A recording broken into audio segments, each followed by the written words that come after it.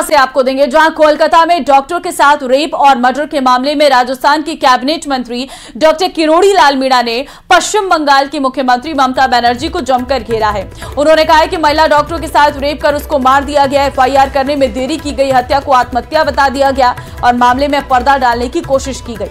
उन्होंने कहा कि पश्चिम बंगाल की मुख्यमंत्री खुद महिला है, ऐसे में महिला का दर्द उन्हें समझना चाहिए, लेकिन वो इस मामले में ध्यान नहीं दे रही है। ऐसे में भरोसा इस बात पर है कि सीबीआई जांच कर रही है और जो भी दोषी होगा उसे जेल के अंदर डाला जाएगा। उन्होंने कहा है कि देश भर के चिकित्सकों की मांग सही है, डॉक्टरों की सुरक्षा होनी चाहिए क्योंकि देश में चिकित्सक सुरक्षित नहीं है और महिला डॉक्टर तो पूरी तरह से असुरक्षित है।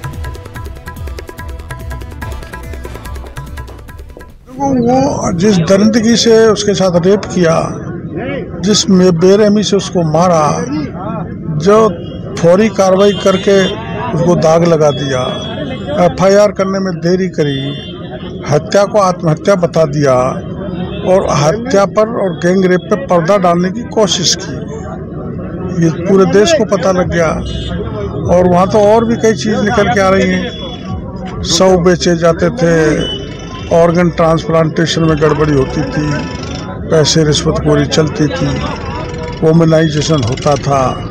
तो ऐसा घटिया स्तर के डॉक्टर हों, अस्पताल हो और राज्य सरकार उस पर पर्दा लगाए, तो ममता तो महिला है, उसको महिला का दर्द पता होना चाहिए, वो ममता जी ध्यान नहीं दे रही। तो सीबीआई, मेरे को भरोसा है कि शरारती जो भी है उनको जेल के शिक्षा में डालेगी, न्याय देगी।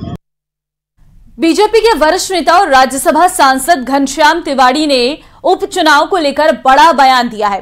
तिवाड़ी ने कहा है कि राज्य में होने वाले चुनाव स्थानीय समीकरणों पर होंगे, ये चुनाव भजनलाल सरकार के कामकाज पर नहीं होगा।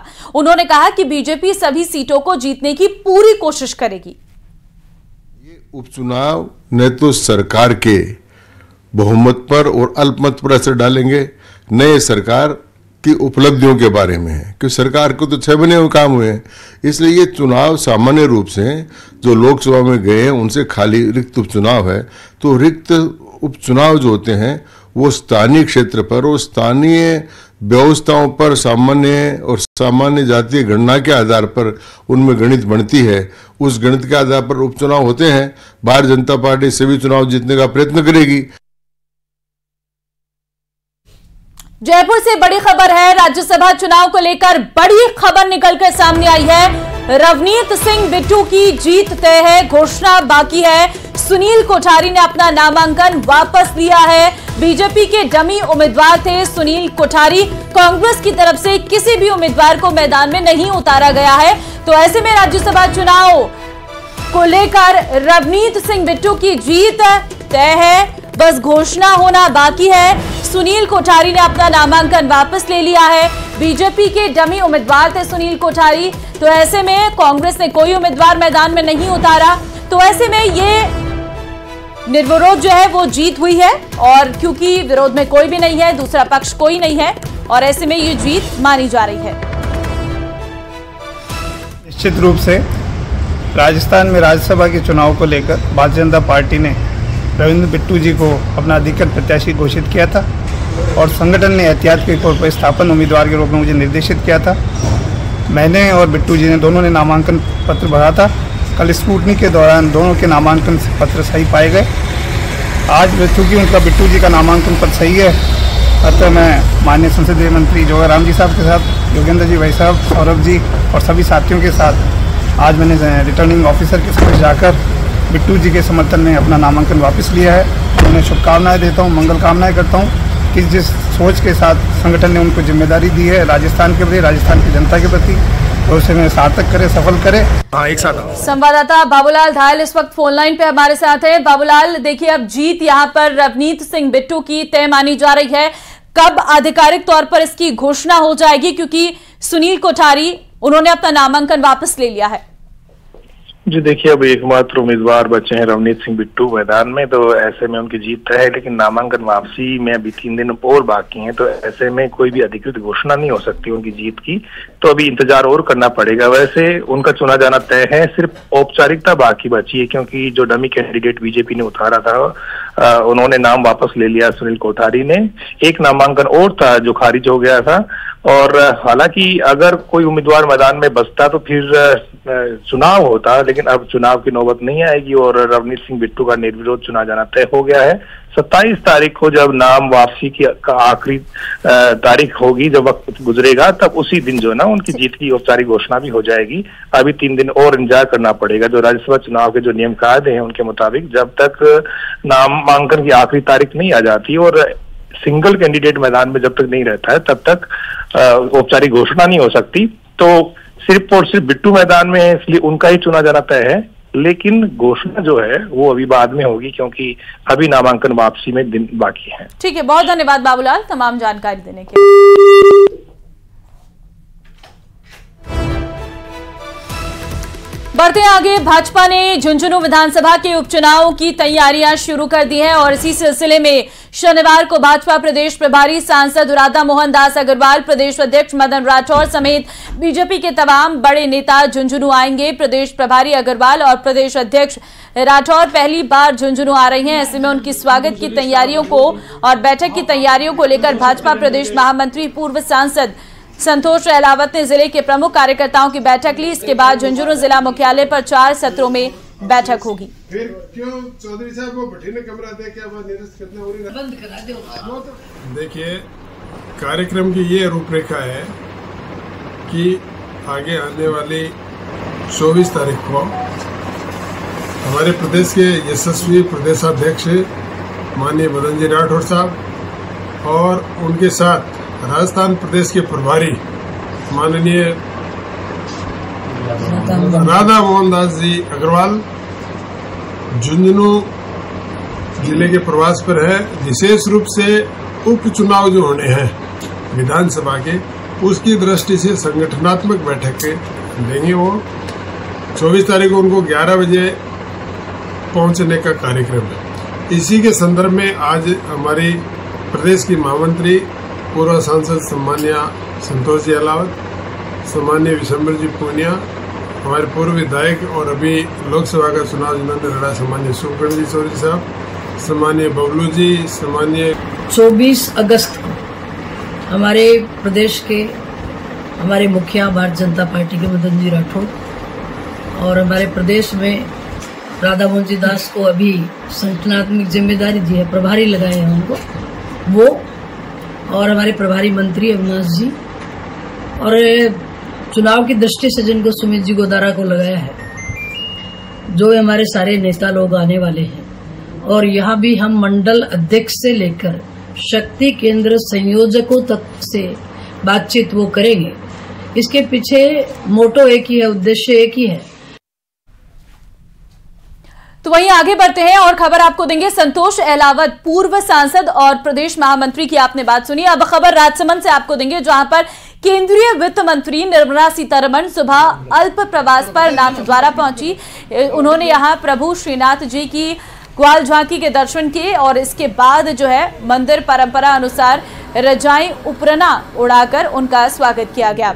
मंदिर के अधिकारी सुधाकर शास्त्री ने वित्त मंत्री को प्रभु श्रीनाथ जी से जुड़ी जानकारी दी। वहीं मोती महल में राजसमंद विधायक दीप्ति माहेश्वरी, भाजपा नगर अध्यक्ष प्रदीप काबरा, महिला अध्यक्ष चंचल रागी सहित अन्य कार्यकर्ताओं ने उनका स्वागत किया। दर्शन के बाद वे पूर्व निर्धारित कार्यक्रम अनुसार उदयपुर के लिए प्रस्थान कर गई।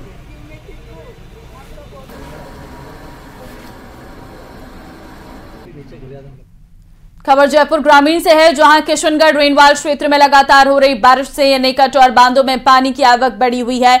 निकटवर्ती बालियावास गांव में बने एनीकट में 24 घंटे से लगातार पानी की चादर चल रही है। आपको बता दें कि बीती शाम को मूसलाधार वर्षा से रेनवाल कस्बे में चारों ओर पानी ही पानी भर गया। इस मानसून सत्र में पहली बार बालियावास एनीकट में पानी की चादर चली है। चादर चलने के बाद लोगों का हुजूम उमड़ रहा है और पिकनिक बनाने के लिए तौर पर ग्रामीणों का आवागमन शुरू हो गया।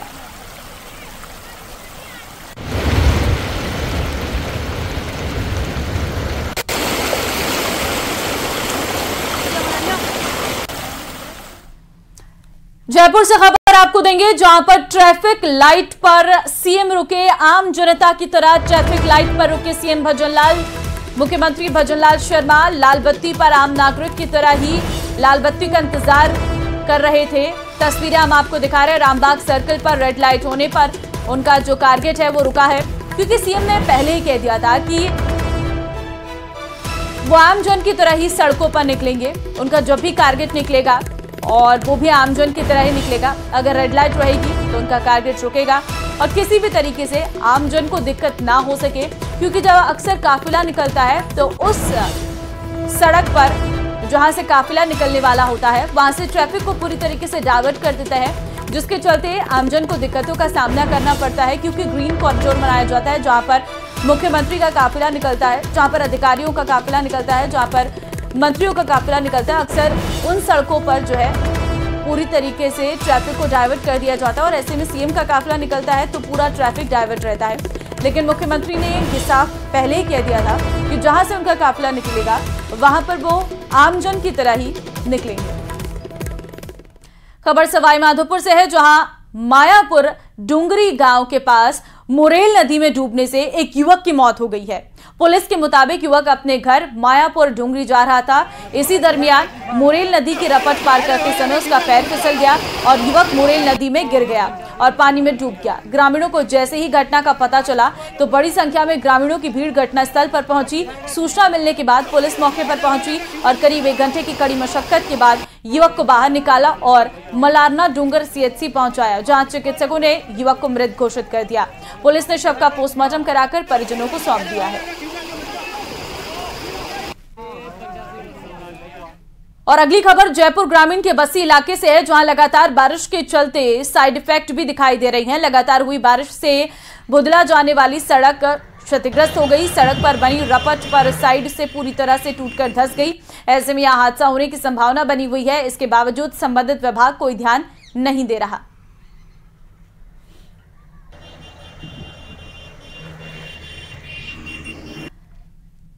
खबर सादुलपुर से है, जहां नए कोर्ट के पीछे स्थित करीब 70 से 80 झुग्गी झोपड़ियों के 300 लोगों ने राष्ट्रपति को ज्ञापन भेजा है। ज्ञापन के जरिए इन सभी ने इच्छा मृत्यु की मांग की है। लोगों ने बताया कि बारिश के चलते जब खाने के लाले पड़े तो रोटी की मांग की थी, पर अब प्रशासन उन्हें बुलडोजर दे रहा है।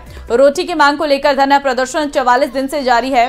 प्रशासन से कोई सहायता नहीं मिली, उल्टा झुग्गियों के पास बार बार पुलिस की गाड़ियां घुमाकर डराया जाने लगा। तो आक्रोशित लोगों ने उपखंड अधिकारी गो बैंक, थाना अधिकारी गो बैंक के नारे लगाए और इस पर अधिकारी नाराज हो गए और झुग्गियों को हटाने के नोटिस लगा दिए। आज धरने का 44वां दिन है और विभिन्न मांगों को लेकर 44 दिन से ये लोग धरने पे बैठे हुए हैं। अभी प्रशासन ने इनके खिलाफ व्यक्तिगत दुश्मनी रखते हुए प्रशासन ने जाब्ता मांगा है और इन लोगों की झुग्गियों को उजाड़ने का इन्होंने पूरा बंदोबस्त कर दिया है, जबकि इन लोगों के पास से अपने पूरे डॉक्यूमेंट हैं, जिसमें आधार कार्ड है और वोटिंग कार्ड है। और इनके आधार कार्ड में जो एड्रेस लिखा हुआ है वो एड्रेस भी खेमाना रोड जेल के पीछे का लिखा हुआ है। अलवर के ग्राम पंचायत बारोली के गांव गंदिका में 57 लाख रुपए की लागत से 1.5 किलोमीटर की सड़क को बिना ग्राम पंचायत की एनओसी के पीडब्ल्यूडी ने बनाना शुरू कर दिया है। आरोप है कि नगर पालिका की मंजूरी के बाद पीडब्ल्यूडी सड़क को बनाने का काम शुरू किया। आरोप है कि इसमें घटिया सामग्री का इस्तेमाल किया जा रहा था, जिसका विरोध गाँव वाले कर रहे थे, जिसकी जानकारी गाँव वालों ने ग्राम पंचायत सरपंच को दी, जिन्होंने मौके पर पहुंचकर काम रुकवा दिया। ग्रामीणों का आरोप है कि पुरानी सड़क को हटाए बिना ही नई सीसी रोड बनाई गई जा रही थी। ग्राम पंचायत सरपंच मौके पर पहुंचे तो पता लगा कि नगर पालिका के द्वारा बिना एनओसी किए लिए ही सड़क बनाई जा रही। सड़क भी जल्दबाजी में पॉलिथीन की लेयर लगाकर रोड़ी सीमेंट डाला जा रहा था। मालूम था कि भाई ये जुबैर जी ने मेवात से कराया था। अच्छा। हम उस अभूली में थे, इसलिए हमने इस पे कोई रोक नहीं लगाई जी। लेकिन आज हमको जब मालूम हुआ कि भाई नगर पालिका का टेंडर लगा हुआ है तो नगर पालिका को कोई अधिकार नहीं हमारी ग्राम पंचायत में काम कराने का जी। हम खुद मालिक हैं अपनी ग्राम पंचायत का, इसलिए हमने इस काम को रोक दिया। सामान जलकर राख हो गया। अनाज सहित 47,000 की जली नकदी है और ग्रामीणों ने हालांकि आग पर काबू पाया है। पीड़ित उमाराम के घर में ये आग लगी है। देर रात कावनी गांव की ये घटना बताई जा रही है। तो बीकानेर से ये खबर आपको हम दे रहे हैं, तस्वीरें हम आपको दिखा रहे हैं, जहां पर आप देख सकते हैं जो सारा सामान है वो जल चुका है। शॉर्ट सर्किट से ये आग लगी है। घर में जो सामान रखा हुआ था वो पूरी तरीके से जल गया है और जिसमें अनाज था और 47,000 की नकदी भी इसमें जली है। तो आप मकान साफ तौर पर देख सकते हैं, पूरी तरीके से आग में ये मकान आग से पूरा मकान जो है वो जल चुका है। और उमाराम के घर में ये आग लगी है। सामान वहां पर रखा हुआ था, अनाज था जिसमें आग लग गई है।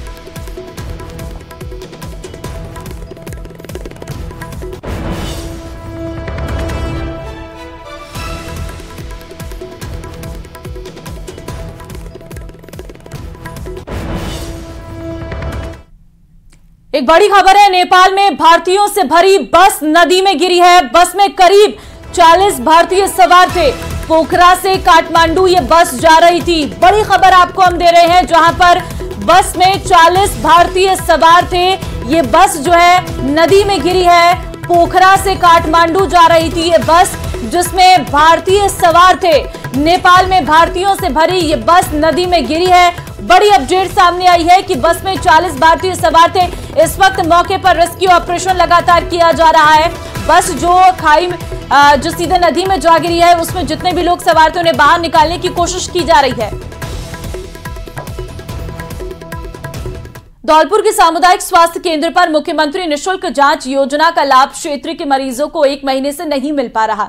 जानकारी के अनुसार एक्सरे मशीन के यूपीएस में तकनीकी खराबी का आ जाने के कारण मरीज 1 महीने से इधर उधर भटक रहे। हालांकि एक्सरे मशीन में तकनीकी खराबी होने की जानकारी सामुदायिक स्वास्थ्य केंद्र के चिकित्सा प्रभारी डॉक्टर पिंकू खान को मिली है, परंतु चिकित्सा प्रभारी की लेट लतीफी के कारण इतने लंबे समय तक सही नहीं कराया गया है। वहीं इसी माह 11 अगस्त को एक्सरे मशीन की जांच कराने आए इंजीनियर ने यूपीएस को खराब बता दिया, परंतु उसके बावजूद भी अभी तक 2 सप्ताह बीत जाने के बाद भी ना ही यूपीएस सही हुआ, ना ही नया लग सका, जिससे क्षेत्र के मरीजों को मजबूरन एक्सरे कराने के लिए दूर दराज तक जाकर निजी एक्सरे मशीनों पर पैसा खर्च कर इलाज कराना पड़ रहा।